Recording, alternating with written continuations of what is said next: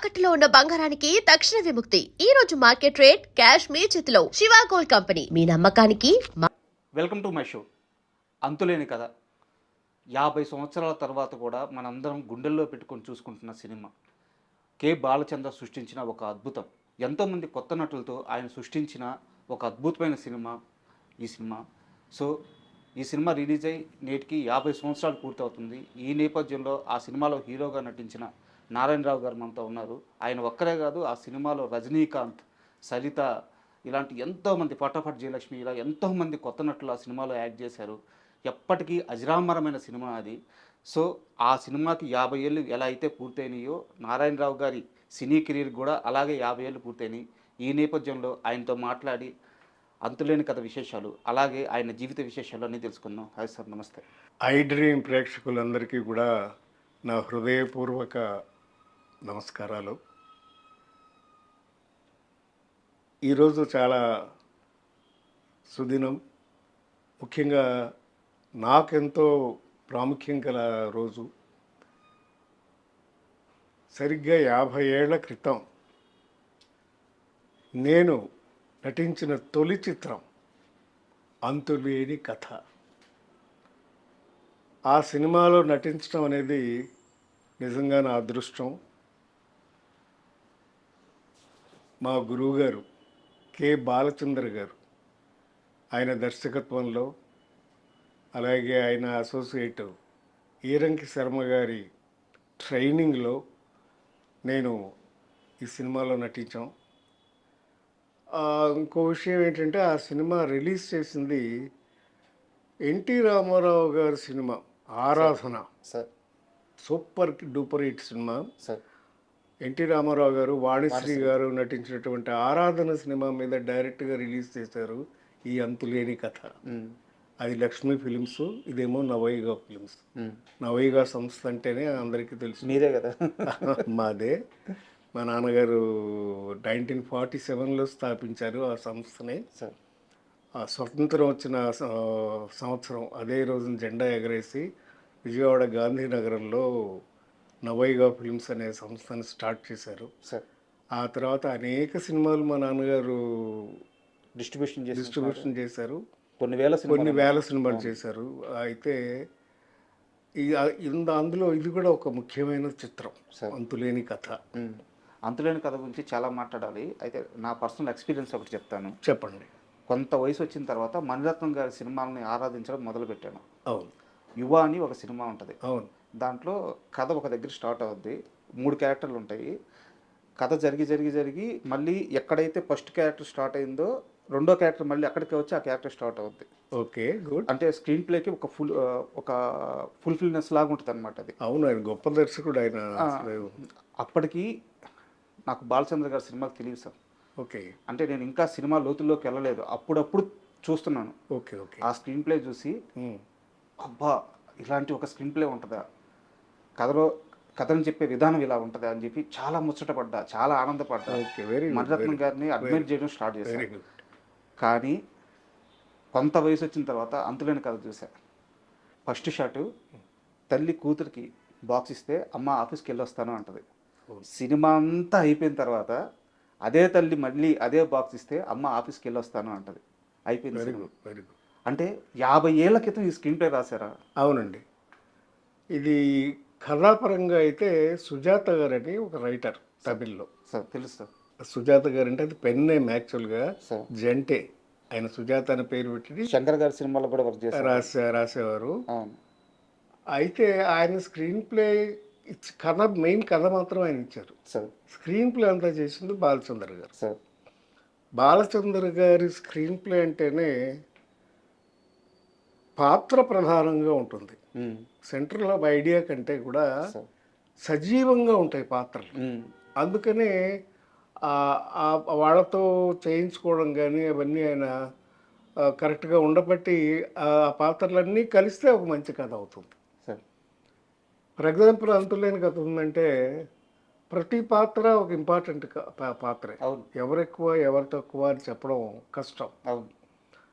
చివరిగా అతి చిన్న పాత్ర వేసే కమల్ హాసన్ గారు కూడా గెస్ట్ అపీరెన్స్ చేస్తే అది కూడా ఒక పెక్యులర్ క్యారెక్టర్ లాగా తయారైంది. ఇక రజనీకాంత్ గారి గురించి చెప్పక్కర్లేదు ఆ సినిమాలో. అద్భుతం. జయప్రదకి అన్నయ్యగా నటించాడు. తాగుబోతుగాను, మళ్ళీ మారిన తర్వాత మంచి మనిషిగాను. తీరా మంచి మనిషి అయిన తర్వాత ఆయన చనిపోతారు. డెత్ వస్తుంది. సో అలాగా క్లైమాక్స్కి వెళ్ళే కొద్దీ సినిమా ఆ, అది నిజంగానే క్లైమాక్స్ అదే సార్ పరాకాష్ట అంటుంది. పరాకాష్ట లాగా అలాగ పీక్ వెళ్ళిపోయింది సినిమా. నేను ఒక్కో క్యారెక్టర్ గురించి అడుగుతాను సార్. చెప్దాము. అసలు ఇది పార్ట్ 1 పార్ట్ 2 కూడా తీస్తారని చాలా ఎక్స్పెక్ట్ చేశారు జనం కూడా. ఎండింగ్ కూడా అలాగే ఉంటుంది. ఎండింగ్ కూడా అలాగే అన్ఎండింగ్ స్టోరీ, అందుకే అంతులేని కథ అని టైటిల్ పెట్టారు. ఆత్రేయ గారే పెట్టారు టైటిల్. మహారచయిత ఆయన, టైటిల్ ఆయనే పెట్టాడు. పైగా తెలుగు స్క్రిప్ట్ అంతా కూడా అన్ని డైలాగ్స్ ప్లస్ ఆల్ సాంగ్స్. సినిమాలో ఉన్న అన్ని పాటల్ని ఆత్రేయ గారి కలంతోనే వచ్చినాయి. ఆయన అద్భుతమైన సాంగ్స్ రాశారు. దానికి ఎంఎస్ విశ్వనాథన్ గారు మ్యూజిక్ గొప్పగా మ్యూజిక్ తీశారు. ఇక బాలు గారు, జానక్ గారు, యేసుదాస్ గారు. యేసుదాస్ గారు పాడిన పాట కూడా అద్భుతమైన పాట. దేవుడే ఇచ్చాడు వీధి ఒకటి అనే సాంగ్ రజనీకాంత్ గారు పిక్చరైజ్ చేశారు. అలాగే ఇక తాళిగట్టు శుభవేళ మెడలో కళ్యాణమాల అనే పాట అయితే నా పాట, నేను నటించిన పాట. బాలుగారు స్వరం నుంచి వచ్చింది. నిజంగా నాకు తొలి చిత్రంలోనే బాలుగారు సోలో సాంగ్ పట్టం, అది అంత పెద్ద హిట్ అవ్వడం. ఇప్పటికీ ఆ పాట ఎవరు మర్చిపోరండి. 50 ఏళ్ళైనా కూడా కొత్త పాట విన్నట్టే ఉంటుంది. ఆబాల గోపాలానికి చిన్నపిల్లల దగ్గర నుంచి పెద్దవాళ్ళ వరకు అందరికీ కూడా మనోరంజకంగా ఉంటుంది. మంచి విషయం చెప్పినట్టు ఉంటుంది. అవును, చాలా సెంటిమెంట్ కూడా ఉంది ఆ పాటలో. ఒక్కసారి ఆ పాటలు ఉండలేదు. తాళి కట్టు శుభవేళ మెడలో కళ్యాణమాల, ఏనాడు ఏ జంటకో రాసి ఉన్నాడు విధి ఎప్పుడో, తాళి కట్టు శుభవేళ మెడలో కళ్యాణమాల అవుతుంది పాట. అద్భుతం. నేను సింగర్ని కాదనుకోండి, బట్ ఆ సినిమాలో మీరే కదా సింగర్.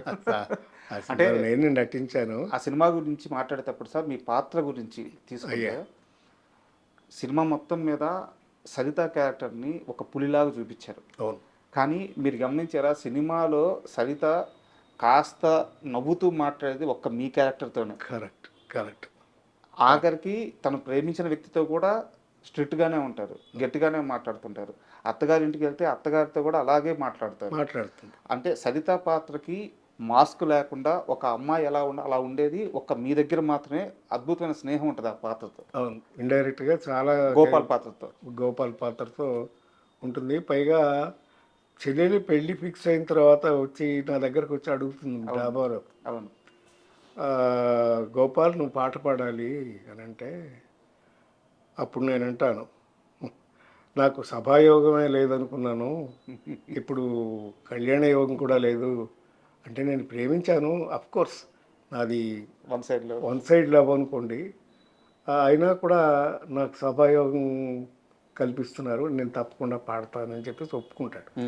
అండ్ గోపాల్ పాత్ర కాకుండా సరిత గురించి ఎలాగో మాట్లాడుకున్నాము. ఆ సినిమాలో అద్భుతమైన పాత్ర రజనీకాంత్ గారిది. అవునండి.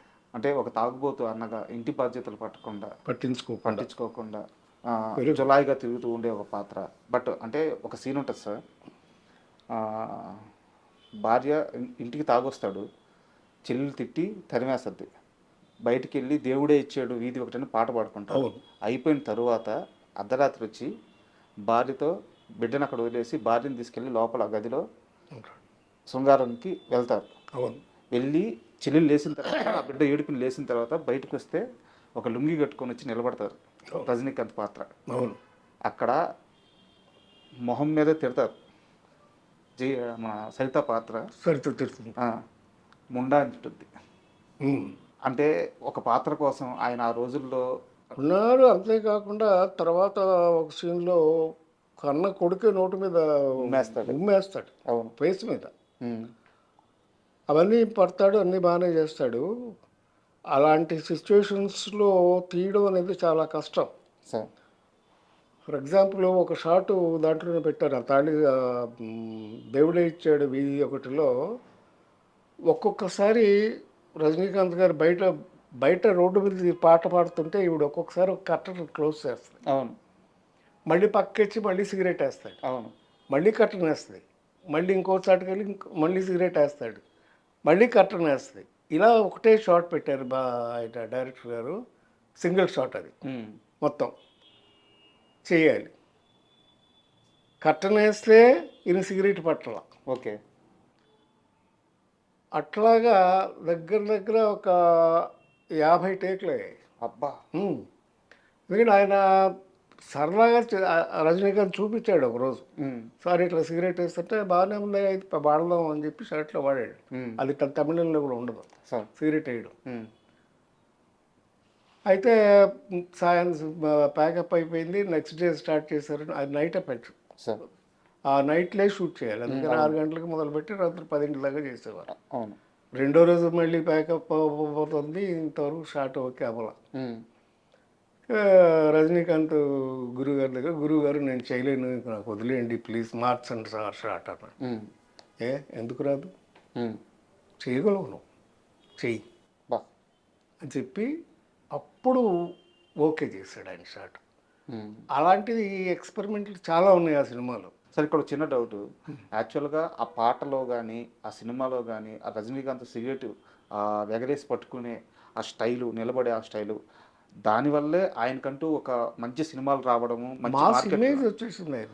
ఆ రోజు కానీ బాలచంద్ర గారు ఏ మాత్రం కాంప్రమైజ్ అయ్యి వదిలయ్యా అని ఉంటే ఏమయ్యేది? అదే ఆయన గొప్పతనం. ఎందుకంటే ఇంకొకటి చాలామంది డైరెక్టర్లు అంటే అనకూడదు, వాళ్ళు చేసి చూపించేస్తుంటారు. అప్పుడు ఏమవుతాయి, ఈ క్యారెక్టర్లన్నీ వాళ్ళలాగే బిహేవ్ చేస్తాయి. అందరూ ఆ డైరెక్టర్ లాగానే ఉంటారు, పేర్లు అనవసరం.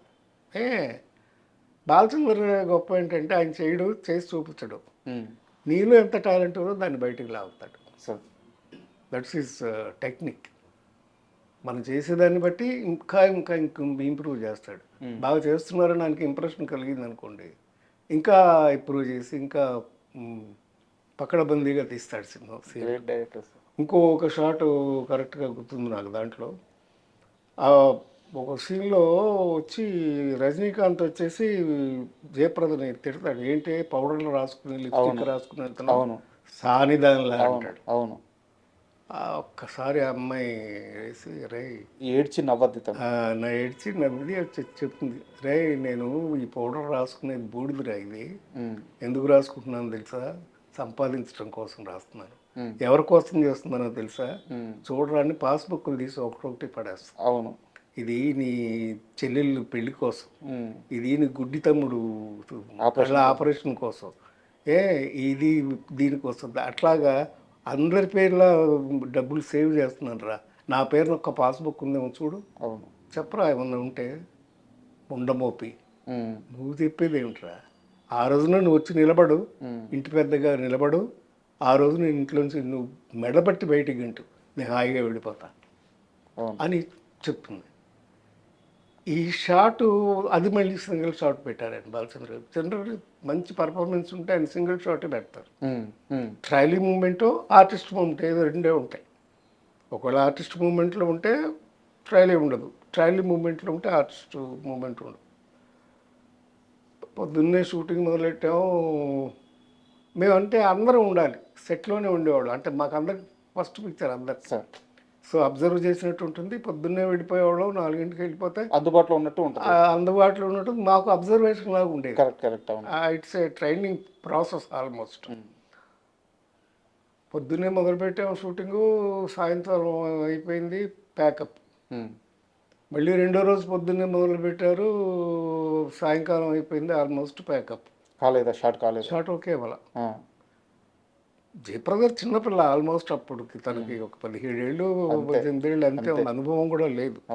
అంటే మేమంటే కొంచెం ఇన్స్టిట్యూట్లో ట్రైన్ అయ్యి వెళ్ళాం కనుక రజనీకాంత్ కానీ నేను కానీ అందుకుని చేసేవాళ్ళం. తను నిజంగా కంగారు పడిపోయింది.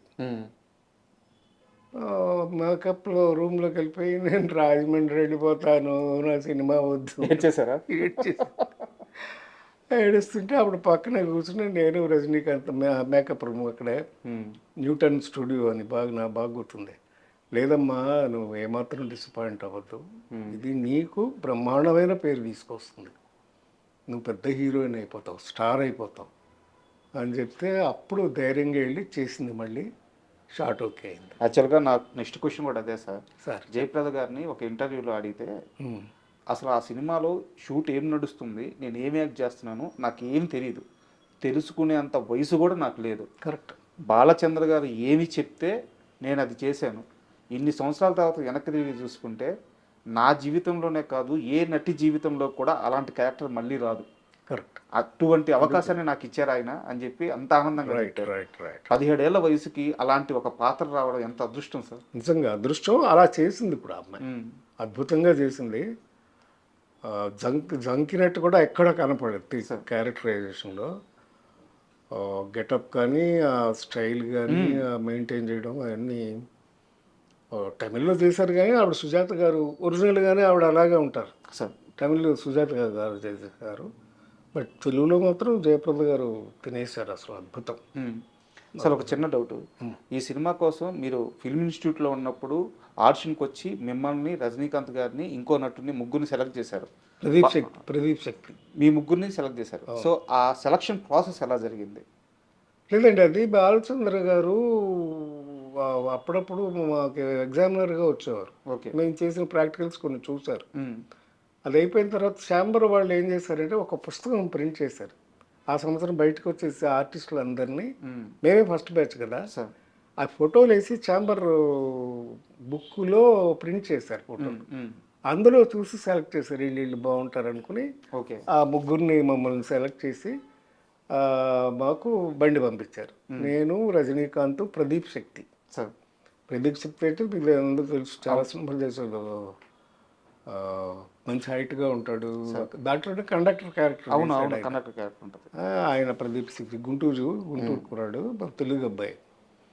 మా ముగ్గురిని ఫస్ట్ పిలిపించారు, ముగ్గురం వెళ్ళాం, కూర్చున్నాం. తమిళ సినిమా అప్పటికే రిలీజ్ అయిపోయింది, అవార్డు అవుతాడు కదా, రన్నింగ్ థియేటర్లో బాగా ఆడుతుంది అప్పటికి. అయితే సినిమా చూసారా అని అడిగాడు ఆయన. నేను చూశాను సార్, ఒకసారి చూసారని చెప్పాను. వాడు రజనీకాంత్ ఏం చేసాడు, నేను 4 సార్లు చూశాను సార్ అంటే. రజనీకాంత్ సరే అని మొత్తానికి ఆయన మమ్మల్ని పంపించేశారు. పంపించేసిన తర్వాత కొన్నాళ్ళు అయింది, ఇంకా కబురు రాలా, ఎప్పుడు స్టార్ట్ అవుతుందని ఏం తెలియదు, మేము కబురు పెడతామని చెప్పేసి పంపించారు. ఈలోపు బాలచంద్ర గారు సారథి స్టూడియో హైదరాబాద్లో షూట్ చేద్దామని, ఇక్కడ స్టూడియోలో సెట్ చేద్దామని లొకేషన్ చూడడానికి వచ్చారు స్టూడియోకి. వచ్చారు, వెనక్కి తిరిగి వచ్చేసారు. అప్పుడు తెలిసింది ఆయనకి నేను సారథి స్టూడియోస్ మేనేజింగ్ డైరెక్టర్ ప్రసాదరావు గారు అబ్బాయినని. వెళ్ళిన తర్వాత మళ్ళీ పిలిపించారు. పిలిపించి, ఏంటి నారాయణరావు నాకు ఎందుకు చెప్పలేదు నువ్వు, మా డిస్ట్రిబ్యూటర్ కొడుకునేవని, స్టూడియో ఓనర్ కొడుకని నాకు ఎందుకు చెప్పలేదు అన్నాడు. లేదు సార్, నేను ఇండివిజువల్గానే ఇన్స్టిట్యూట్లో చదువుకుని వచ్చాను, అదే క్వాలిఫికేషన్ కదా, అందుకని నేను చెప్పడం ఇష్టం లేక చెప్పలేదు సార్ అన్నాడు. వెరీ గుడ్, నీకు వేషం కన్ఫర్మ్ చేస్తానని వేషం కన్ఫర్మ్ చేశాను. సో అలాగా రజనీకాంత్ గారితో ఎలా జరిగింది? అది ఇద్దరికి అలాగే వెళ్ళి. రజనీకాంత్ కూడా ఫస్ట్ టైం వెళ్ళినప్పుడే ఆయన ఇంటర్వ్యూ చేశాడు, చేసి పంపించేశారు. తర్వాత షూటింగ్ పిలిచి మళ్ళీ వేషం కన్ఫర్మ్ చేశారు. ఈ ఇంటర్వ్యూకి వస్తున్నాను అన్నప్పుడు చాలామంది పెద్దవారితో మాట్లాడాను. వాళ్ళు చెప్పిన ఒక మాట నాకు చాలా అంటే ఆశ్చర్యం, ఆనందం కూడా కలిగించింది. అలాంటి మనిషిని కలవబోతున్నానని. ఓకే. ఇప్పుడున్న సౌత్ కాదు, ఓవరాల్ ఇండియన్ ఫిలిం ఎవరైతే మనుషులు ఉన్నారో, ఆర్టిస్టులు ఉన్నారో, స్టార్స్ ఉన్నారో, రజనీకాంత్ గారిని రే అని పిలవగలిగిన ఒకే ఒక్కడు నారాయణరావు. ఈ రోజు నువ్వు వెళ్ళి ఆయన్ని కలవబోతున్నావు అని చెప్పారు.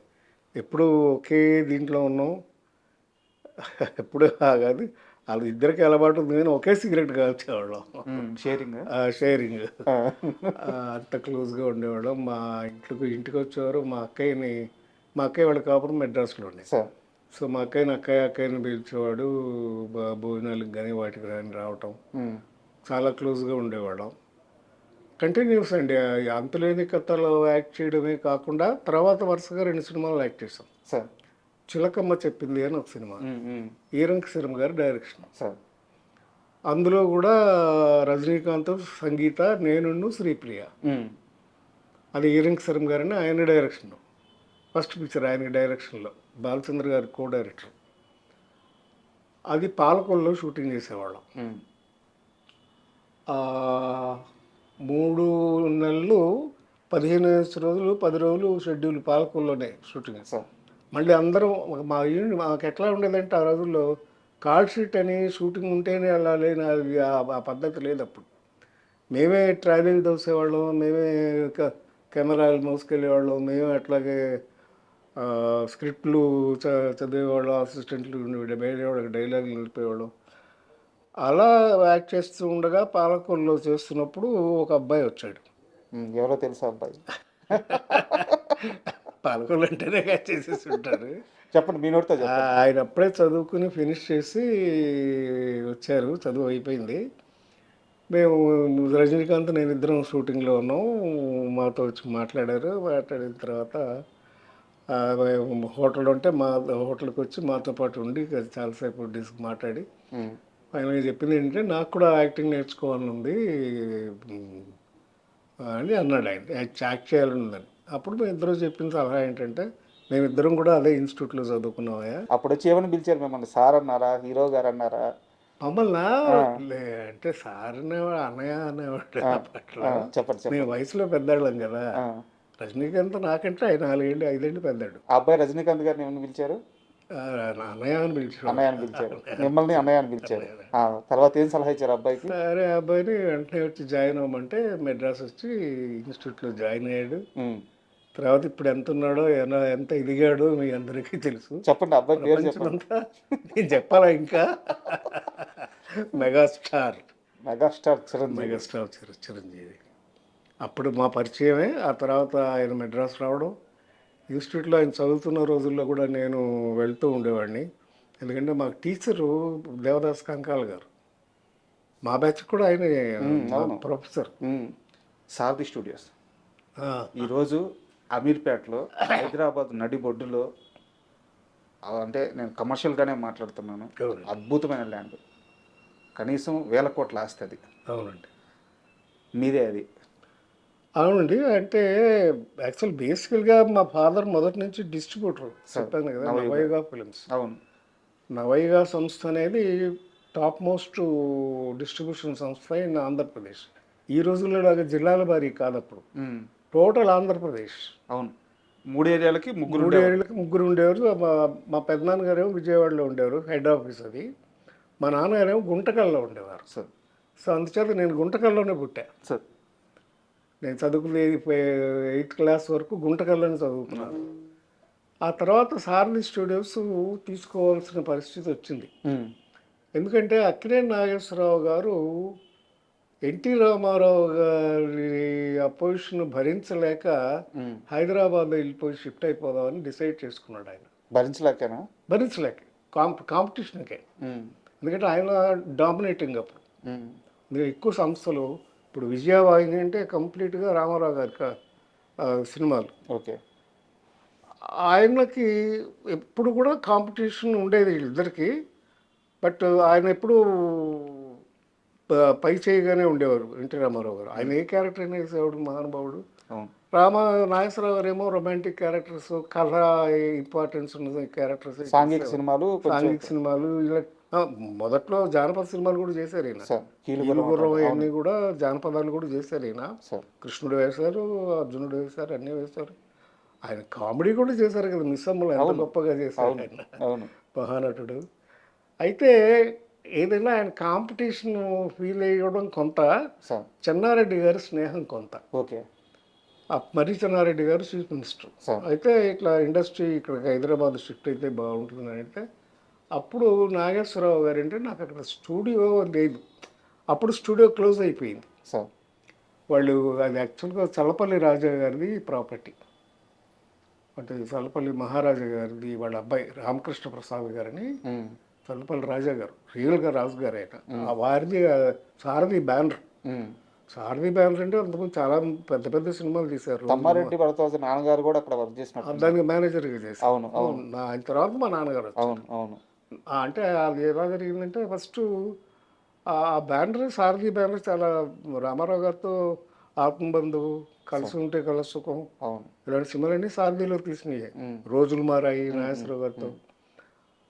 అప్పుడు నవైగా ఫిలిమ్స్ వాళ్ళు సారథి స్టూడియో 45% షేర్స్ కొనుక్కున్నారు.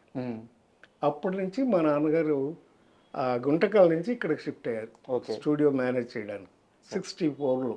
సార్ 64 నుంచి సారథి స్టూడియోస్ నాన్నగారే చూసుకున్నారు.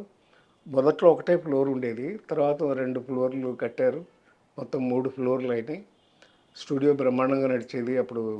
ఇప్పుడు మెట్రో స్టేషన్ ఉంది కూడా అంతా సారథి స్టూడియోస్లోనే ఉండేది. అప్పట్లో అమీర్పేట మెట్రో స్టేషన్ ఉంది, అదంతా సారథి స్టూడియోస్ గేటే.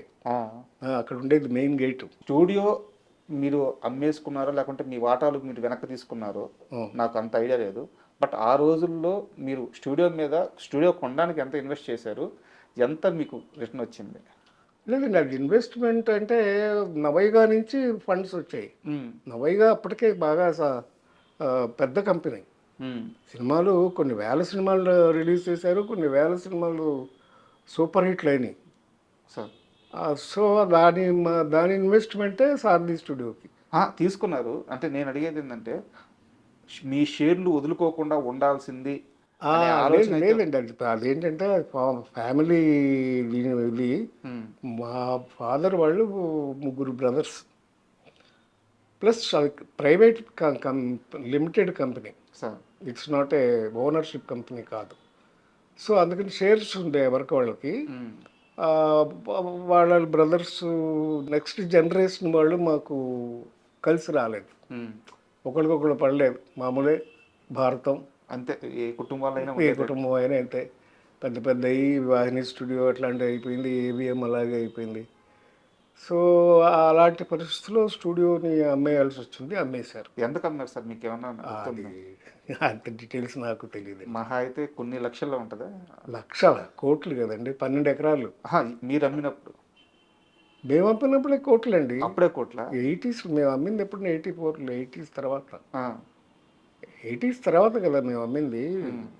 కొన్నది ఎప్పుడు 64లో. ఇప్పుడైతే వేల కోట్లు ఉంటాయి. అంతే కదండి మరి. అంటే అప్పట్లో మాకు డివిజన్, మాకు అది ఒకటే ప్రాపర్టీ కాదు, ఇంకా ఉండేది సరోవర్ హోటల్ ఉండేది. షాపూర్ వాడి అని సెక్రటరియట్ ఎదురుగా సరోవర్ హోటల్ ఉండేది. ఫస్ట్ డ్రైవింగ్ రెస్టారెంట్ అది సరోవర్ ఉండేది. ఇవన్నీ ప్రాపర్టీస్ ఉండేవి. బ్రదర్స్ వాళ్ళు నెక్స్ట్ జనరేషన్ రాలేదు. మా బ్రదర్స్లో కూడా డిఫరెంట్ ప్రొఫెషన్స్కి వెళ్ళిపోయాం. సో అందుచేత అలాగా క్లోజ్ చేయాల్సి వచ్చింది.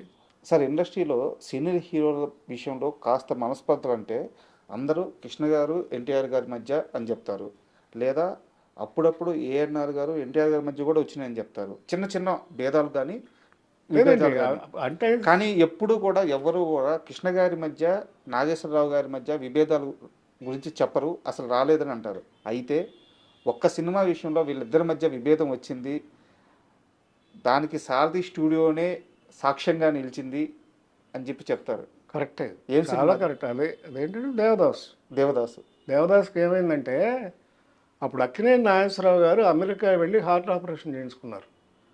ఒక 1 year అక్కడే రెస్ట్ తీసుకున్నారు, రాలేదు. అంటే ఆ రోజుల్లో ఇంత ఈజీ కాదు హార్ట్ ఆపరేషన్ అంటే. అయితే వెళ్ళి 1 year రాలేదు. ఆ 1 year స్టూడియో మూత పడిపోయింది, వర్క్ జరగలేదు, వర్క్ లేదు. నాగేశ్వరరావు గారు లేకపోతే లేదు సారథి అప్పట్లో. దాంతో ఏమైంది, లేబర్ ప్రాబ్లం వచ్చింది. లేబర్ ప్రాబ్లం వస్తే పి జనార్దన్ రెడ్డి గారికి మా ఫాదర్కి క్లాష్ వచ్చి, మా ఫాదర్ మేనేజ్మెంట్ అప్పుడు స్టూడియో. మా ఫాదరు స్టూడియో మూసేశారు, క్లోజ్ చేశారు. నాగేశ్వరరావు గారు తిరిగి వచ్చారు అమెరికా నుంచి. రాకముందే ఏమైంది, ఈలోపు ఎట్లాగైతే నాగేశ్వరరావు గారి సినిమాలు ఎక్కువ మేము నవైగా చేసామో, మా సిస్టర్ కన్సర్న్ శ్రీ ఫిలిమ్స్ అని ఉంది, దాంట్లో కృష్ణ గారి సినిమాలు ఎక్కువ చేశారు, రిలీజ్ చేశారు. అన్నీ కృష్ణ గారి ఫస్ట్ పిక్చర్ నుంచి అగ్ని అగ్నిసాక్షి అక్కడి నుంచి చాలా సినిమాలు కృష్ణ గారి సినిమాలు కూడా వాళ్ళ సొంత సినిమాలు పద్మాలయ సినిమాలు. అసలు ఆయన ఫస్ట్ లేత మనసులు రిలీజ్ చేసిందే తేనె మనసులు. సార్ నా శ్రీ ఫిలిమ్స్ బాబు మూవీస్ మంచి మనసులు, మూగు మనసులు, తేనె మనసులు ఇవన్నీ కూడా నవైగాను శ్రీ ఫిలిమ్స్ రిలీజ్. కృష్ణ గారి వచ్చి పద్మాలయ సినిమా పద్మాలయ బ్యానర్లో తీస్తుంటే శ్రీ ఫిలిమ్స్ మేము రిలీజ్ డిస్ట్రిబ్యూషన్ తీసుకున్నాం. నాగేశ్వరరావు గారు చాలా సీరియస్ అయ్యారంట. ఆయన కోపం వచ్చింది. అప్పుడు అమెరికా నుంచి తిరిగి వచ్చేసరికి తిరిగి వచ్చారు. ఇట్లా సినిమాకి రెడీ అయిపోతుంది, ఇక్కడ అయిపోయింది డిస్ట్రిబ్యూషన్ మా శ్రీ ఫిలిమ్స్. అప్పుడు ఆయన కోపం వస్తే ఏం చేశాడు, ఆయన పాత దేవదాస్ నెగిటివ్ కొనుక్కొచ్చారు. ఆయనకి ఎవరో సలహా ఇచ్చారు, ఆయనకే వచ్చిందా మరి. తీసుకొచ్చి పాత దేవదాస్ని రిలీజ్ చేశారు కొత్త దేవదాస్ మీద. కొత్త దేవదాస్ ఫ్లాప్ అయింది, పాత దేవదాస్ 100 రోజులు ఆడింది. రెండోసారి ఫస్ట్ వన్ పెద్ద అంత సక్సెస్ కాదు. ఒరిజినల్గా దేవదాస్ రిలీజ్ అయినప్పుడు అంత సక్సెస్ కాదు, పేరు వచ్చింది కానీ అంత 100 రోజులు ఆడటం ఇలా లేదు. యాక్చువల్గా రెండోసారి రిలీజ్ చేసినప్పుడు అది 100 రోజులు ఆడింది. ఈ సమ్మర్ వచ్చింది. అప్పుడు వచ్చినప్పుడు నాగేశ్వరరావు గారు తిరిగి వచ్చారు. తిరిగి రాగానే స్టూడియో ఓపెన్ చేయమని అడిగారు మా ఫాదర్ని. లేబర్ ప్రాబ్లం ఉంది, నేను ఓపెన్ చేయను అన్నారు మా ఫాదర్. నేను ఓపెన్ చేయనండి, కుదరదు, ఇప్పుడు లేబర్ ప్రాబ్లం ఉంది, సో అది ఓపెన్ చేయడానికి వీలు కదంటే అప్పుడు ఆయన సరే అని చెప్పేసి అంజలీదేవి గారి సినిమా వెళ్ళి బెంగళూరులో షూట్ చేశారు. ఎందుకంటే చెన్నై వెళ్ళటం ఇష్టం లేదు ఆయనకి. మళ్ళీ చెన్నై ఎప్పుడు వెళ్ళేవారంటే అక్కడ సొంత స్టూడియో ఉంటే దానికి మాత్రం వెళ్ళేవారు షూటింగ్. అదే ఆయన మనసులో పెట్టుకున్నారు, ఇప్పుడు అలాగే చేస్తున్నారు. ఇప్పుడు విజయ కానీ అక్కడ స్టూడియో ఉంటుంది, వీనస్ కానీ వాళ్ళ సొంత స్టూడియో ఉన్న వాళ్ళకైతేనే మెడ్రాస్ వెళ్ళేవారు, లేకపోతే ఇక్కడి నుంచి మెడ్రాస్ వెళ్ళేవారు కాదు. ఇక్కడే ఆయన ఫిక్స్ అయిపోయారు, హైదరాబాద్లోనే ఉండాలని ఫిక్స్ అయిపోయి ఇక్కడికి వచ్చేసారు. అప్పుడు బెంగళూరులో షూటింగ్ చేశారు. చేస్తే అప్పుడు ఇంక నాకు సొంతంగా స్టూడియో కావాలని డిసైడ్ చేసుకుని అప్పుడు అన్నపూర్ణ తీసుకోవడం ఇవన్నీ జరిగినాయి. మొన్న నాగేశ్వరరావు గారు పోకముందు కూడా నాతో అన్నారు ఒకసారి, ఏవయ్యా ఆ రోజు మీ నాన్న చేసిన పనేనయ్యా ఇది, ఆయన స్టూడియో ఓపెన్ చేసి ఉంటే నేను కట్టేవాడిని కాదు, మా పిల్లలకి ఇంత ప్రాపర్టీ ఉండేది కాదు, అది నీ పుణ్యం అయ్యా అని నాతో అన్నారు ఆయన. సో అలాగా ఒక మంచి జరుగుతుంది, చెడు జరుగుతుంది. ఈ మొత్తం సినారియో వల్ల ఒక 2-3 సంవత్సరాలు ఇద్దరి మధ్య గ్యాప్ వచ్చేసిందంట కృష్ణ గారి మధ్య. వచ్చిందండి, కలిసి చేశారు, చాలా సినిమాలు కూడా చేశారు. బట్ ఆ ఇష్యూలోనే ఆయన కోపం వచ్చింది. అంటే అంత క్లాసిక్ దాన్ని ఎందుకు మళ్ళీ టచ్ చేయడం ఎందుకు చేయకుండా ఉంటే బాగుండేది. పైగా మెయిన్ డిస్ట్రిబ్యూట్ చేయడానికి ఇంకా కోపం వచ్చింది. మీరేమో హోమ్ డిస్ట్రిబ్యూషన్ లాగా ఆయనకు కూడా ఆయన సినిమాలు కూడా మేమే ఎక్కువ చేసాం. పద్మాలయ మొదటి సినిమాలన్నీ కూడా శ్రీ ఫిలిమ్స్ రిలీజ్, ఆయన ఫస్ట్ పిక్చర్ నుంచి. అలాగా సార్ రజనీకాంత్ గారిని లాస్ట్ సార్ ఎప్పుడు కలిసారు మీరు? మొన్న చెప్పారు కదండి, విఠల్ ప్రసాద్ అండి మా ఫ్రెండ్ ఇంట్లోనే. ఆయన పేయింగ్ గెస్ట్ అని పేరే కానీ ఎప్పుడు డబ్బులు ఇచ్చారు. వాళ్ళ అమ్మగారే భోజనం పెట్టింది, కొడుకులు తన విఠల్ ప్రసాద్ వాళ్ళ 2 అన్నదమ్ములు. అయితే వాళ్ళలో కానీ ఈయన కూడా చూసుకునేది. వాళ్ళ ఇంట్లోనే ఒక రూము మ్యూజిక్ అకాడమీ అని చెన్నైలో ఉంటుంది, దాని పక్కన వెనకాల. విఠల్ ప్రసాద్ వాళ్ళ ఫాదర్ కూడా జమీందార్ గారి దగ్గర దివాన్గా పనిచేసేవారు వాళ్ళ ఫాదర్ ఒకప్పుడు. ఆ మంచి ఇల్లు ఉండేది, ఆ ఇంట్లోనే పాపం ఆశ్రయం ఇచ్చింది. తర్వాత వాళ్ళని కూడా బాగా చూసుకున్నాడు రజనీకాంత్.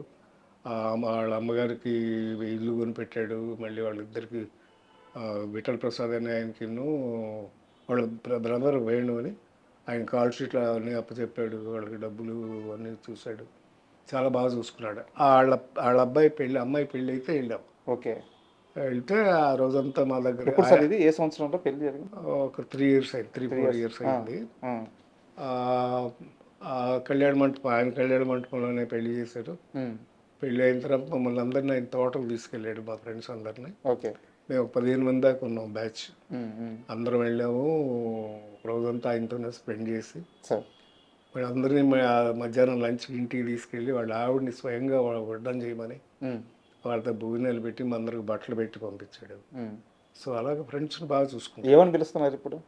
అరే అరే అనుకుంటాం మేము. ప్రదీప్ శెట్టి గారు కానీ మేమంతా మేము ఫ్రెండ్స్ అలా అనుకుంటాం, అలాగే అరే అరే అనుకుంటాం అంతే కదా.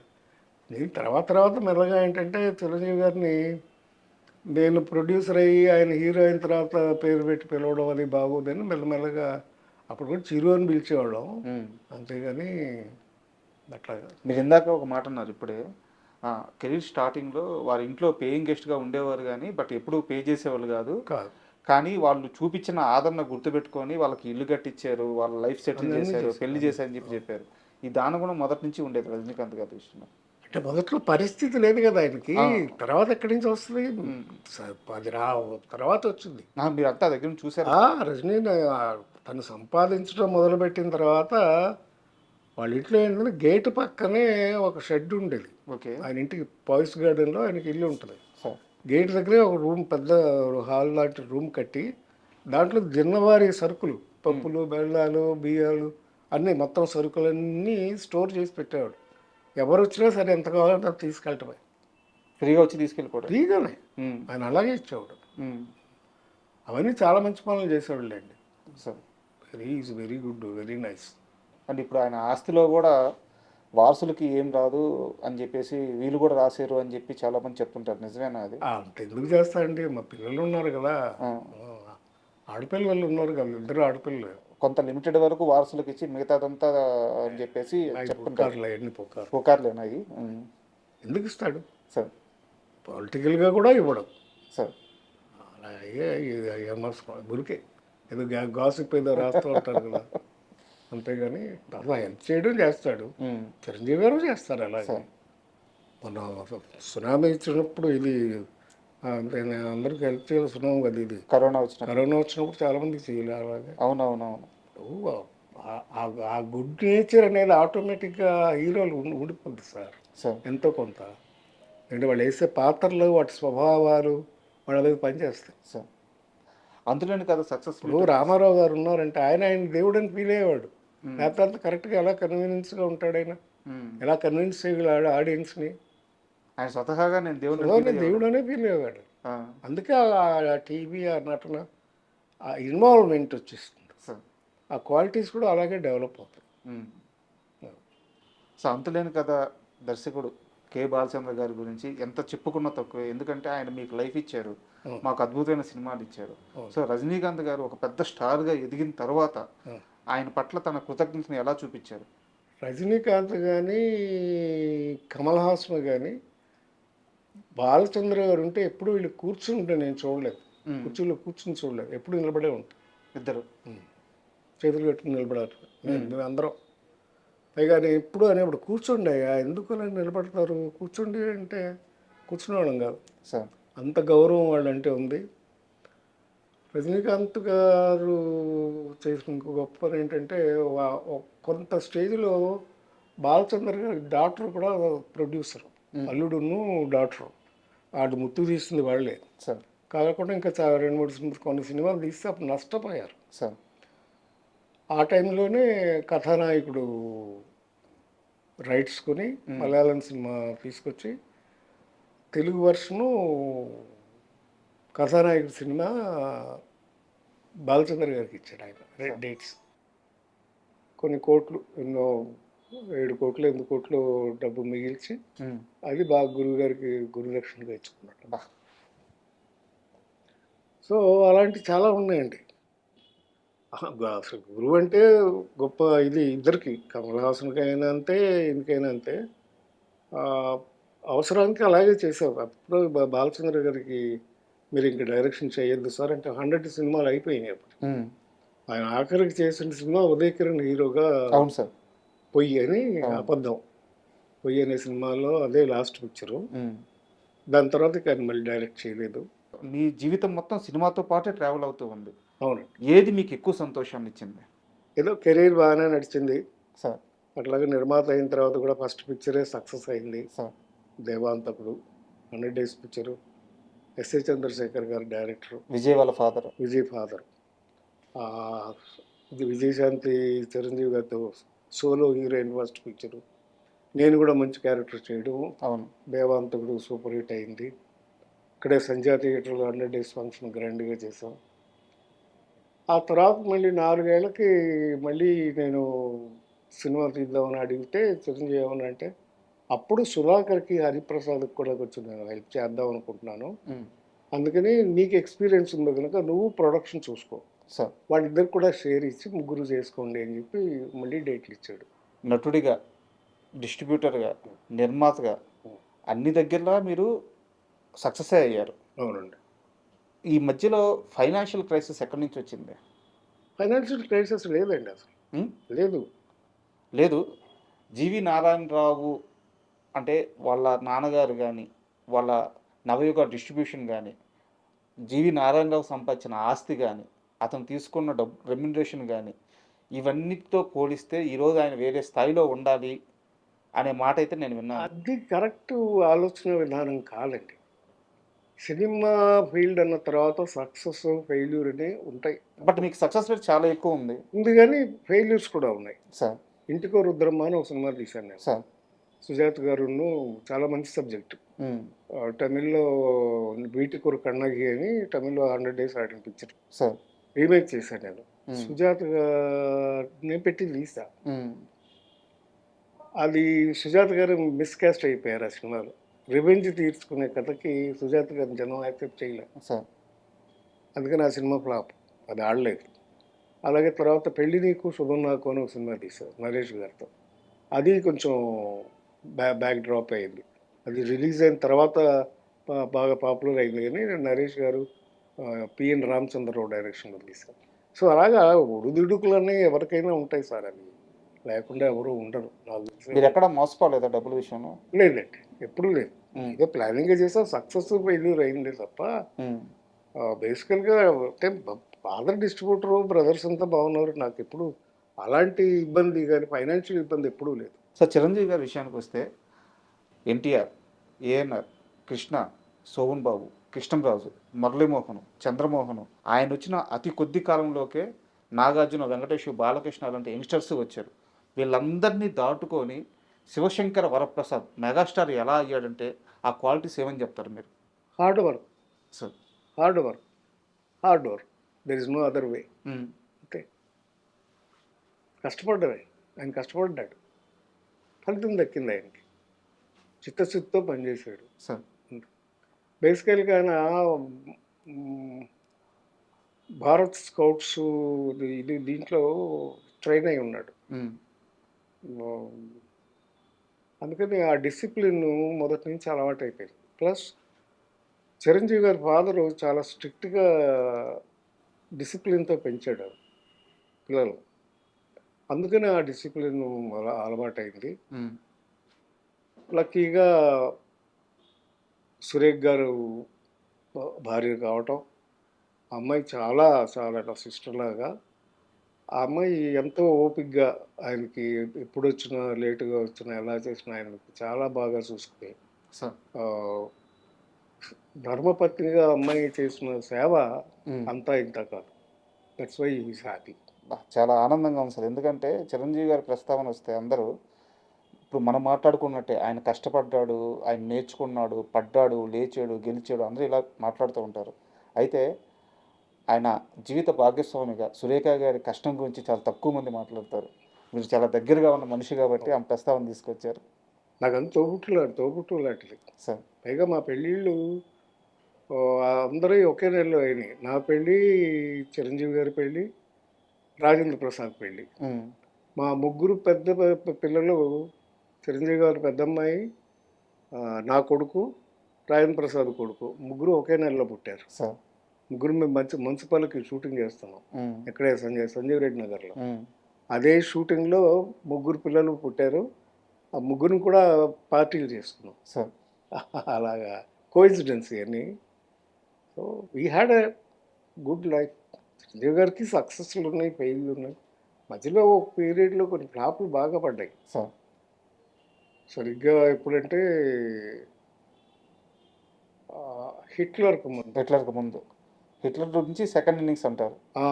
'హిట్లర్‌కి' ముందు చాలా వస్తే ఫ్లాపులు వస్తే కొన్నాళ్ళు ఒక 6 నెలలు అసలు షూటింగ్ చేయలేదు ఆయన. సార్. బెంగుళూరు వెళ్ళిపోయి బెంగుళూరులో ఆయనకి రిసార్ట్ ఉంది. అది మా బ్రదరు కట్టారు 'అలంకృత' అని. హ్మ్.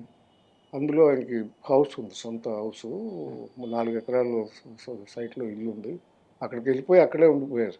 గ్యాప్ తీసుకున్నారు. గ్యాప్ తీసుకున్నారు, 6 నెలలు గ్యాప్ తీసుకుని అప్పుడు హిట్లర్ సబ్జెక్టు మీద వర్కౌట్ చేసి సార్ సక్సెస్ తీసుకుని తిరిగి వచ్చి అక్కడి నుంచి మళ్ళీ ఆగలేదు. సార్ హిట్లర్ తర్వాత ఇమీడియట్గా ఇక సక్సెస్లు వచ్చినాయి మళ్ళీ. యాక్చువల్గా ఇప్పుడు మీరు హిట్లర్ అన్నారు కదా సార్, కానీ దానికంటే ముందు అంటే చిరంజీవి అప్పటికి ఇంకా మెగాస్టార్ కూడా కాలేదు. చిరంజీవిని మెగాస్టార్ చేసిన సినిమాలు పసివాడి ప్రాణం, యముడికి మొగుడు, ఇలాంటి కొన్ని సినిమాలు ఉన్నాయి. Gang leader. Gang leader. But ఆ ఫేజ్ స్టార్ట్ అవ్వడానికి కారణం ఆ ఫేజ్ నారాయణరావు అంటే ఒప్పుకుంటారా? నేను కాదు ఆయన స్వయం కృషే, కానీ పసివాడు ప్రాణం సినిమా చిరంజీవి గారికి పడకపోయి ఉంటే అట్లాగా లెక్క వేయలేం కానండి. ఆ పసివాడు ప్రయాణం చేయడానికి ముఖ్య కారణం నేనే. ఎందుకంటే అది యాక్చువల్గా నేను తీద్దామని నేను వెళ్ళి ఫాజిల్ గారి దగ్గర రైట్స్ కొనుక్కొచ్చాను. అది మలయాళంలో ఆయనే తీశారు, అమ్మాయి సుజిత అనే పిల్ల. అయితే నేను అరవింద్ గారికి చెప్తే, నేను సరే నారాయణరావు అంటే, నేను డబ్బు తీసుకెళ్ళి ₹1,00,000 ఆ రోజుల్లో పసివాడి ప్రాణం ఉన్నాయి మలయాళం దగ్గర, ఆయన ఫాజిల్ గారి దగ్గర రైట్స్ కొనుక్కొని తీసుకొచ్చి చిరంజీవి గారికి మెడ్రాస్లో చూపించాం. ఆయన అన్నారు, ఏం నారాయణరావు పాటలు లేవు. ఆ ఒరిజినల్ సినిమాలో సత్యరాజు గారు చేశారు తమిళ్లో. అయితే ఆయనకి పాటలు గీటలు అవసరం లేదు, పాటలు లేవు, ఫైట్లు లేవు, మరి నన్ను ఎట్లా యాక్సెప్ట్ చేస్తారు జనం అనేది ఆయన డౌట్ పడ్డాడు. లేదు చిరు, నేను ఒకటే మాట చెప్పాను, ఏమంటే నీకు పిల్లల మనసులో నువ్వు ముద్ర వేసుకున్నావు, పిల్లల కోసం నువ్వు ఏ సాక్రిఫైస్ చేసినా అది నీకు హైలైట్ అయిపోతుంది సినిమా. నీ సబ్జెక్టుగా చూడు అంతే. అది కథ ఏంటంటే, ఒక ఇన్నోసెంట్ మూగ పిల్లవాడిని సేవ్ చేయడమే కథ, ఇంకా ఏమక్కర్లేదు. అదే హీరో. నువ్వే నీకు అంత మంచి పేరు వస్తుంది ఈ సినిమా చేయమంటే సరే అన్నారు. కానీ ఈలోపు చక్రవర్తి అనే సినిమా షూటింగ్కి బాంబే షూటింగ్ వెళ్ళారు. ఈలోపు ఏం చేశాడు, నా ఫ్రెండే హరిప్రసాద్ అని, నా పార్ట్నరే, వాడేం చేశాడు, డబ్బింగ్ రైట్స్ కొనుక్కొచ్చాడు తమిళ సినిమాది. తీసుకొచ్చేసి షూటింగ్ స్టార్ట్ చేసాడు ఎవరితో, కృష్ణరాజు గారితో. ఇదే పసివాడి ప్రాణమే. వెళ్ళిపోయి షూటింగ్ స్టార్ట్ చేశాడు. కోదండరావు రెడ్డి గారు డైరెక్టర్. షూటింగ్ మొదలు పెట్టేశారు. నాకు తెలిసింది షూటింగ్ మొదలు పెట్టారని. అదేంటిది, నేను రైట్స్ కొనుక్కుంటే అంటే ఆడి డబ్బింగ్ రైట్స్ ఉంది అతనికి, అందుకని డబ్బింగ్ రైట్స్ కొంటే స్ట్రైట్ సినిమా తీయకూడదు. పైగా ₹1,00,000 పెట్టి కొన్నాను ఆ రోజు. 1,00,000 అంటే తక్కువేం కాదు. అంటే సరే, నేను బాంబేకి ఫోన్ చేశాను అరవింద్ గారికి. అరవింద్ గారు డాక్టర్ గారు ప్రొడ్యూసర్ దాకా చక్రవర్తి. అరవింద్ గారు ఇట్లా వాళ్ళు మొదలుపెట్టారు అంటే, ఆ చిరంజీవి గారికి కూడా పెద్దగా ఇంట్రెస్ట్ లేదు కదా, వదిలేద్దాంలే నారాయణరావు అన్నాడు. వదిలేస్తే ఎందుకు నేను చెప్పాను, లేదు అరవింద్ గారు, నేను సబ్జెక్ట్ మాత్రం వదను, చిరంజీవి గారితోనే తీయాలి సినిమా, ఇంకెవరితో తీసినా కుదరదు. అంతేనంటావా అన్నాడు. అంతే సార్ అన్నాను. సరే కానీ అయితే మేము షూటింగ్ నుంచి వచ్చేసేసాక మనం కూర్చొని డిసైడ్ చేద్దామండి, ఈ లోపల ఏం చేయాల్సిన పనులు ఉన్నాయని చెప్పి ఇమీడియట్గా నేను నెక్స్ట్ ఫాజిల్ గారికి ఫోన్ చేసి, ఫాజిల్ గారి ఒరిజినల్ డైరెక్టర్, ఈ సుచిత అనే అమ్మాయి అడ్రస్ తీసుకుని, చిన్నపిల్లది, ఇప్పుడు 5 ఏళ్ళ పిల్ల, అప్పుడే అమ్మాయి కేరళ నుంచి ట్రైన్లో వస్తే వెళ్ళి నేను ఆ అమ్మాయిని కిడ్నాప్ చేశాను స్టేషన్కి. వాళ్ళ అమ్మని ఆవిడని కిడ్నాప్ చేసి తీసుకెళ్ళి వాళ్ళకి ఒక 5,000 ఇచ్చారు ఆ రోజు. వాళ్ళ సినిమాకి వచ్చారా వాళ్ళు? కృష్ణరాజు గారి సినిమాకి వచ్చారా? కాదు, మామూలుగా వచ్చారు వాళ్ళు. ఇంకా పిల్ల దాకా వెళ్ళాల. ఎవరు, కృష్ణరాజు గారితో ఓపెనింగ్ చేశారు. ఓకే, ఒక షాట్ తీశారు. వాహిని స్టూడియోలో ఇది ఉంటుంది, గుడి ఉంటుందా, వినాయకుడు గుడి ఉంటుంది, అక్కడ ఓపెనింగ్ షాట్ తీసి క్లాప్ కొట్టారు. నేను సుజితని బ్లాక్ చేస్తాను ఫస్ట్.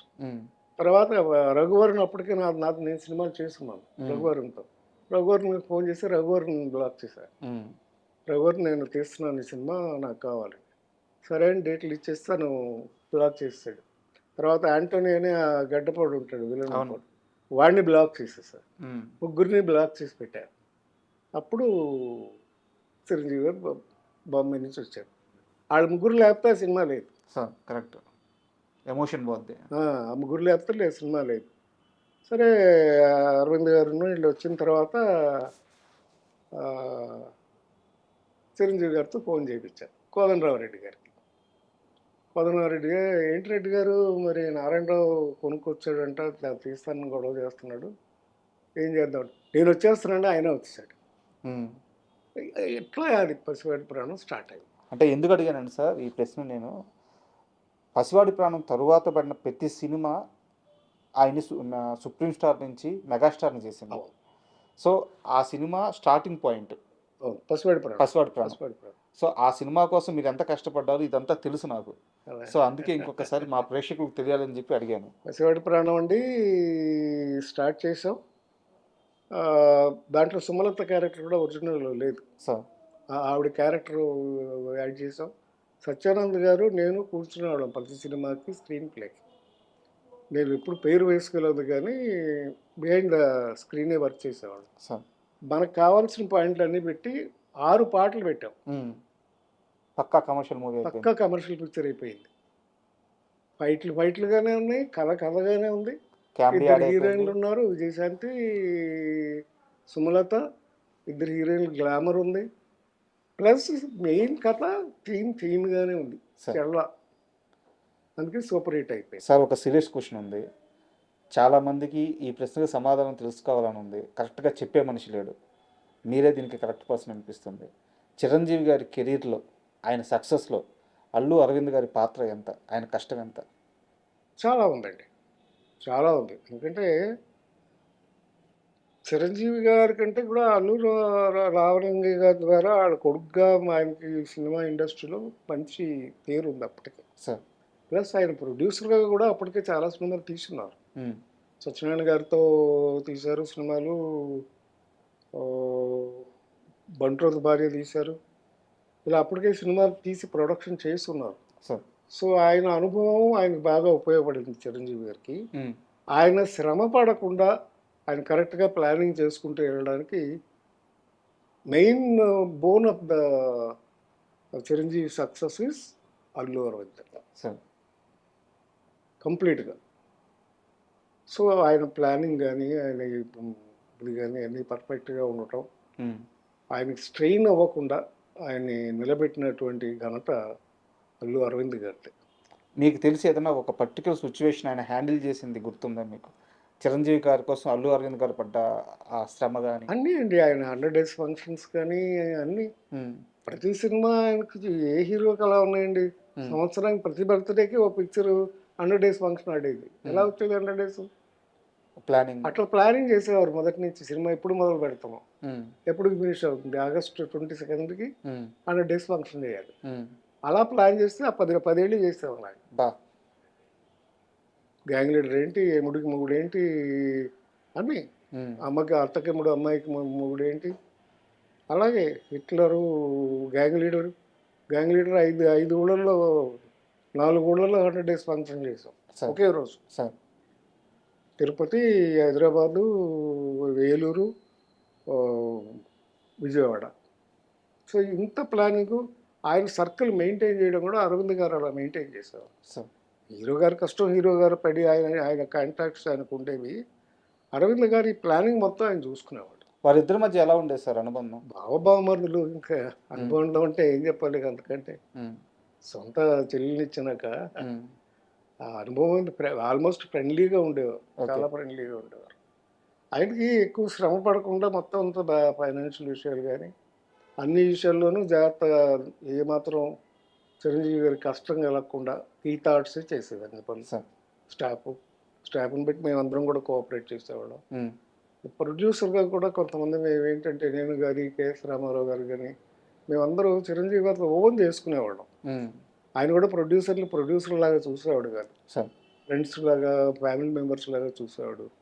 సో నేనైతే ఆల్మోస్ట్ ఒక రోజులో 12 గంటలు ఆయనతోనే ఉండేవాడిని ప్రతిరోజు. పొద్దున్నే ఆయన జిమ్కి వెళ్ళిన దగ్గర నుంచి, జిమ్కి వెళ్ళేటప్పుడు నన్ను ఎక్కించుకెళ్ళేవాడు. అలాగే సాయంకాలం షూటింగ్లు అయిపోయే వరకు అట్లా కలిసి ఉండేవాడు. సార్ ఇక్కడ హైదరాబాద్ వచ్చిన తర్వాత కొంచెం తగ్గిపోయింది. ఇక పాలిటిక్స్ వచ్చిన తర్వాత నేను వెళ్ళటం తగ్గించాను. నిజంగా హైదరాబాద్ వచ్చిన గ్యాప్ వచ్చిందా, పొలిటికల్ వల్ల గ్యాప్ వచ్చిందా? హైదరాబాద్ వచ్చిన తర్వాత కాదండి, పొలిటికల్ వల్ల గ్యాప్ వచ్చింది. ఎందుకంటే బేసికల్గా నాకు పాలిటిక్స్ ఇష్టం లేదు. ఈ గ్యాప్ నారాయణరావు ఏరి కోరి కాన్షియస్గా తీసుకున్న గ్యాప్ అని చెప్పి చాలామంది చెప్తారు, నిజమేనా? అదేం కాదండి, అంటే నేను బిజీగానే ఉన్నాను. ఆ తర్వాత నేనేమయ్యానంటే మోస్ట్ ఆఫ్ ద టైం నేను సీరియల్స్లోకి వెళ్ళిపోయాను. నేను ఆల్మోస్ట్ హిట్లర్ తర్వాత చిరంజీవి గారితో కలిసి నేను పనిచేసిన సినిమా లేదు. అవును. 25 years పైన అయిపోయింది. ఆ తర్వాత నేను టీవీ ఛానల్స్లోకి వెళ్ళటం నేను బిజీగానే ఉన్నాను అప్పటికి. ఇంకా ఓపెన్గా మాట్లాడుకుందాం. అంతకంటే ఏముంది చెప్పండి. చిరంజీవి గారు ప్రజారాజ్యం పార్టీ పెట్టడం మీకు అస్సలు ఇష్టం లేదు. నేను ఆయనతోనే చెప్పేవాడిని అండి. మాకు అప్పుడప్పుడు ఏం చేశాడంటే సరదాగా మా ఫ్రెండ్స్ అంతా ఉన్నప్పుడు, ముఖ్యంగా మెయిన్ ఫ్రెండ్స్ ఉన్నప్పుడు, బాపినేడు గారు కానీ నేను కానీ మేమంతా ఉన్నప్పుడు డిబేట్ లాగా పెట్టేవాడు. ఏమైనా నేను చేస్తే పాలిటిక్స్లోకి వెళ్తే ఎలా ఉంటుంది, వెళ్ళకపోతే ఎలా ఉంటుంది అని ఇలా డిస్కస్ చేసుకునేవాడు. నేను మొదటి నుంచి చెప్పాను, నీకెందుకు, వై, నీకు రావాల్సిన ఆదరణ వచ్చేసింది, you can make your star maker, నువ్వెందుకు ఇప్పుడు పాలిటిక్స్లోకి వెళ్ళాల్సిన అవసరం ఏముంది నీకు అనేసి నాకు ఇష్టం లేదు యాక్చువల్గా. సో బట్ ఆయనకి ఇష్టం, వెళ్ళాడు, కావాలనుకున్నారు, చేశారు, రిజల్ట్ చూశాను కదా, అదే విషయం. చివరిసారి ఎప్పుడు కలిసారు చిరంజీవి గారిని? మేము రెగ్యులర్గా కలుస్తూనే ఉంటామండి. మా అబ్బాయి పెళ్ళికి వచ్చారు, మా అమ్మాయి పెళ్ళికి వచ్చారు, వాళ్ళ ఇంట్లో ఏదైనా ఫంక్షన్ ఉంటే, మెయిన్ ఫంక్షన్లు ఉంటే అన్నిటికి వచ్చాం, చరణ్ పెళ్ళికి వెళ్ళాం, అలా ఫంక్షన్స్ ఏమైనా ఉంటే కలుస్తూ ఉంటాం. కాకపోతే మా ఎలక్షన్స్, మా అసోసియేషన్ ఉంది కదా, బాట యాక్టివిటీస్లోనూ అన్నిట్లో కలుస్తూనే ఉంటాం. ఎలాగో వాళ్ళ ఫ్యామిలీ ప్రస్తావన వచ్చింది కాబట్టి, ఒక చిన్న పిల్లాడు మీ ఇంట్లో అప్పుడప్పుడు వచ్చి అల్లరి చేస్తా, అతను డ్యాన్సులు నేర్చుకుంటా, మిగతా హీరోగా కావాలి ఏవేమి నేర్చుకోవాలో అన్నీ నేర్చుకుంటా చాలా అల్లరిగా ఉండేవారు. ఆ పిల్లాడు మీ ఇంట్లో చాలాసార్లు తిరిగారు, మీ కొడుకుతో కలిసి పెరిగాడు, ఈరోజు పాన్ ఇండియా బిగ్గెస్ట్ స్టార్ అయి ఉన్నాడు. ఎవరా హీరో గుర్తున్నారా? అల్లు అర్జున్. అల్లు అర్జున్. ఆడును మా అబ్బాయి ఒకే ఏజ్, ఇద్దరు ఒకేసారి స్కూల్కి వెళ్ళేవారు, ఇద్దరు ఒకే స్కూలు. తర్వాత ఇద్దరు డ్యాన్స్కి పంపించేవాళ్ళం, ఇద్దరు జిమ్నాస్టిక్స్ పంపించాను. అది ఆ పైన ఉందే ఫోటో, అది కూడా చరణ్ గారు పుట్టినప్పుడు ఆ ఫోటో అది. ఓకే. ఆయన చిరంజీవి గారు ఫ్రేమ్ కట్టించి పంపించాడు మా ఇంటికి. మా అమ్మాయి మా అబ్బాయి. ఓకే. చరణ్ గారు పుట్టినప్పుడు వాళ్ళ పిల్లలు చాలా క్లోజ్గా ఉంటారు. బాగా అల్లరి చేసేవారండి చిన్నప్పుడు? చేసేవాడు, బాగా అల్లరి చేసేవాడు. అందరూ మా అబ్బాయిని నేను తీసుకెళ్ళి నలంద స్కూల్లో పెట్టాను. నలంద రాజు గారు మా నాన్నగారికి బాగా క్లోజ్ ఫ్రెండ్. ఓకే. అసలు రాజుగారు, నలంద రాజు గారే ఎస్ఆర్ నగర్లో ఆయన ముందు స్టోర్స్ ఉండేది, ఆయన స్కూల్ పెట్టింది. మా అబ్బాయిని విజయవాడలో చదివించి కొన్నాళ్ళ తర్వాత నలందాలో తీసుకొచ్చి నలందాలో పెట్టాను. అక్కడైతే ఆయన రాజుగారు బాగా ట్రైన్ చేస్తాడు. నేను మా అబ్బాయిని పెట్టానని చూసి అప్పటికేంటంటే ఊటీలో చదివిస్తున్నాడు చరణ్ని. ఊటీలో సరిగ్గా చదవట్లా, చరణ్ చదవట్లేదు, రాణా చదవట్లేదు. సరే వాళ్ళని ఏం చేద్దామని ఆలోచిస్తుంటే అప్పుడు నన్ను అడిగారు, నువ్వు ఎక్కడ పెట్టావు? నేను నలంద రాజుగారి దగ్గర పెట్టాను, కావాలంటే తీసుకెళ్ళి జాయిన్ చేస్తానంటే తీసుకెళ్ళి అప్పుడు నలంద రాజుగారి దగ్గర చరణ్ని, రాణాని పెట్టారు. పెడితే అక్కడ కాడికి వచ్చి బాగుపడ్డారు వాళ్ళిద్దరూ తోడుదొంగలు. అట్లా పిల్లలు చిన్న వయసులో అలాగే. కానీ ఆ కాన్వెంట్స్ ఏమైపోయింది, ఊటీ కాన్వెంట్స్ డిసిప్లిన్ లేకపోవడం, కొంచెం డ్రగ్స్ గిగ్స్ కూడా ఛాన్స్ ఎక్కువ ఉన్నాయి. ఓకే. అందుకని తీసుకొచ్చేసారు. కాన్షియస్గా ముందే మేల్కొని ముగ్గురిని అక్కడి నుంచి తీసుకొచ్చి, నేను వీళ్ళని పెట్టానని, మా అబ్బాయిని పెట్టానని వాళ్ళని కూడా తీసుకొచ్చేసారు. సార్ తీసుకొచ్చి ఇక్కడ నలందాలో జాయిన్ చేశారు రాజుగారి దగ్గర. మీరు కానీ, చిరంజీవి గారు కానీ, సుధాకర్ గారు కానీ, ప్రసాద్ బాబు గారు కానీ, మీరంతా కూడా ఒక గ్రూపు. అయితే మీకు ఆయన సినిమాలు ఇచ్చారు, అవసరం వచ్చిన ప్రతిసారి ఆయన ఫ్రెండ్స్తో నిలబడ్డారు. బట్ ఎందుకు చిరంజీవి గారి మీద ఎందుకు ఇంకా ఒక నెగిటివ్ క్యాంపెయిన్ చేస్తూ ఉంటారు అందరూ? ఎవరు చేశారు? ఆయన ఫ్రెండ్స్కి సహాయం చేయలేదు, నిర్మాతలను పట్టించుకోలేదు, ఎవరన్నారు అసలు? బయట చాలా ఉన్నాయి సార్. సుధాకర్ గారికి అన్యాయం చేశారంటారు. సుధాకర్ బాగోని రోజు కూడా హాస్పిటల్కి వచ్చి హెల్ప్ చేసింది చిరంజీవి. సార్ హరిప్రసాద్ గారు చనిపోయినప్పుడు కూడా హాస్పిటల్కి వచ్చింది చిరంజీవి సార్ ఫస్ట్ నేను వెళ్ళాను. సార్ అసలు ఆ రోజే చాలా ఇన్సిడెంట్ జరిగింది. హరిప్రసాద్కి ఆల్రెడీ ప్రజారాజ్యం పార్టీలో పనిచేయాలని ఇంట్రెస్ట్ ఉంది, సార్ నిలబడాలని తనకు ఉంది. అయితే అప్పుడు కొంచెం లావ్ అయ్యాడు హరిప్రసాద్. దాసనారాయణరావు గారు ఆయన గురువు. ఆయన హరిప్రసాద్ని కోపడ్డారు, ఎందుకు నువ్వు లావ్ అవుతున్నావా, ఇంత లావ్ అయిపోయావు అని చెప్పేసి అనేసరికి ఆయన వెళ్ళి నేచర్ క్యూర్ హాస్పిటల్లో చేరాడు. ఓకే. అంటే ప్రకృతి వైద్యం చేయించుకుని ఒళ్ళు తగ్గించుకుందామని వెళ్ళాడు. ఉపవాసంలో ఉన్నాడు వారం రోజులు. ఓకే. తిరుపతిలో ఫంక్షన్ జరిగింది, చిరంజీవి పార్టీ అనౌన్స్ చేశాడని ఆ రోజు TV9 వాళ్ళు నాకు ఫోన్ చేశారు, హరిప్రసాద్కి ఫోన్ చేశారు, సుధాకర్కి ఫోన్ చేశారు. మా ముగ్గురిని కలిపి ఒక షో చేద్దామని. సార్ నాకు అప్పుడు కుదరలేదు, షూటింగ్ ఉంది ఆ రోజు, నాకు కుదరలేదు, సుధాకర్కి కుదరలేదు. ఈ నేచర్ క్యూర్ హాస్పిటల్ నుంచి హరిప్రసాద్ స్టూడియోకి వెళ్ళాడు. స్టూడియోలో ఇంటర్వ్యూ చేస్తూ అలాగే పడిపోయాడు లైవ్లోనే. తర్వాత వెంటనే చిరంజీవి గారు తిరుపతి నుంచి రాగానే వెంటనే వచ్చేసారు. అరవింద్ గారు, చిరంజీవి గారు, నేను అందరి దగ్గరుండి, అప్పుడు సంజీవ్ రెడ్డి నగర్లోనే ఉండేవాడు హరిప్రసాద్. నెక్స్ట్ ఫైనాన్షియల్గా కూడా డబ్బు అరేంజ్ చేసి నా చేతికి ఇచ్చి అన్ని ఖర్చులు నన్ను చూసుకోమన్నారు. నేనే చూసుకున్నాను. అప్పుడు అన్నీ చేసాం. సుధాకర్కి కూడా హెల్త్ బాగున్నప్పుడు అన్నీ చిరంజీవి గారు చూసుకున్నారు. అది ఎవరు అలాంటి టాక్ లేదే, నేను ఎక్కడా వినలేదు, నన్ను ఎవరు అడగలేదు కూడా. మనం చేసామా లేదా, ఆయన బిజీ అయిపోయాడని వెళ్ళటం మానేసాం, కానీ లేకపోతే అలాంటి ఏమీ లేవు నాకు తెలిసి. Is very good at helping. ముఖ్యంగా ఆయన బయటికి చెప్పుకోరు, కానీ ఎరంక్ శర్మ గారు అని చెప్పాను, అంతలో చిలకమ్మ చెప్పింది, కుక్క కాటుకు చెప్పింది, ఇవన్నీ చేశారు. అర్లీ డేస్లో చిరంజీవికి బాగా ఎంకరేజ్మెంట్ ఇచ్చాం. నేను ఎరంక్ శర్మ గారు చెప్తేనే బాలచంద్ర గారు వేషం ఇచ్చారు ఇరికల కథలు. ఆయన లాస్ట్ డేస్లో కొంచెం చాలా ఇబ్బందులు పడ్డారు, వైఫ్ చనిపోయి డబ్బులు లేకుండా ఇబ్బంది పడుతుంటే నాకు ఫోన్ చేశారు ఆయన, ఎరంక్ శర్మ గారు. రెండోట్ల ఫైనాన్షియల్గా ఇబ్బందిగా ఉంది, కొంచెం చిరంజీవి గారు చెప్తావా అని. లేదు సార్, మీరంటే గౌరవం ఉంది ఆయనకి, మీరంటే చాలా ఇది ఉంది, డైరెక్ట్గా మీరే ఫోన్ చేయండి అంటే ఆయన ఫోన్ చేసి మాట్లాడారు. చిరంజీవి ఇట్లా ఇబ్బందిగా ఉంది నాకు ఫోన్ అంటే, వెంటనే సాయంకాలం కల్లా మెడ్రాస్లో ఆయన ఇంటికి చెక్ అయిపోయింది, క్యాష్ 5 lakhs ఒక్కరోజు. అంటే ఫోన్ చేస్తే అక్కడ ఇచ్చేస్తారు కదా సార్. సో ఇలాంటివన్నీ చాలా హెల్ప్ చేస్తున్నాడు ఆయన. ఇంకెందుకు వస్తుంది ఆయన? అదే సార్ సమస్య ఏంటంటే నేను చెప్తున్నాను కదా, ఆయన చేసే శరం గారు నాకు ఫోన్ చేసి మళ్ళీ నారాయణరావు ఇట్లా పంపించేశాడు, నేను కూడా అనుకోలేదు ఇంత హెల్ప్ అవుతుందని అని అన్నారు. చాలా సంతోషించారు. తర్వాత నెలకు ఆయన చనిపోయారు అనుకోండి. బట్ ఎవరికి నాకు తెలిసి చాలా మందికి చేశాడు ఆయన. ఆయన స్టాఫ్ కానీ అందరికీ బాగానే చేశాడు. ఇంకా ఆయన చెయ్యింది ఏంటి సార్? అదే సార్, ఆయన చేసే సహాయాలు చాలా పెద్ద స్థాయిలో ఉంటాయి, పెద్ద లెవెల్లో ఉంటాయి, కానీ బయటకు వచ్చేవి మాత్రం చాలా తక్కువ ఉంటాయి.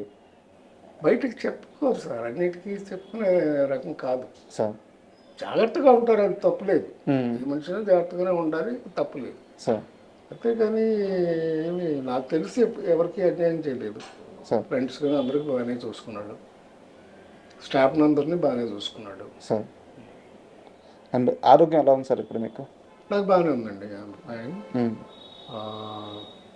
కాకపోతే మామూలే, రెగ్యులర్ బీపీ, షుగర్ ఇవన్నీ ఆస్తులు అనుకోండి, సంపాదించుకున్న దానికంటే అవి ఎక్కువ సంపాదించుకున్నారు. సో హ్యాపీగానే ఉంది, ఏం ప్రాబ్లం లేదు సార్. పిల్లలు బాగా చదువుకున్నారు, సెటిల్ అయ్యారు. సో అందుకని.